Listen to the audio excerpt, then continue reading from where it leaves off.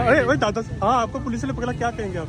मैं ये पाकिस्तान तहरीक इंसाफ के झंडे लेकर अपने जो वर्कर है पीटीआई के उन्हें देने के लिए आया हूँ। तो वहाँ पर एसपी साहब ने, एसएचओ किला गुजर सिंह साहब ने मुझे धर लिया और गाड़ी में बिठा लिया और मुझे ये कहने लगे कि तुम इमरान खान को सपोर्ट क्यों कर रहे हो, किसके कहने पर कर रहे हो? वो यार हमें इमरान खान ने शोर दिया, हम इमरान खान के लिए नहीं पाकिस्तान के लिए यहाँ पर आए हैं।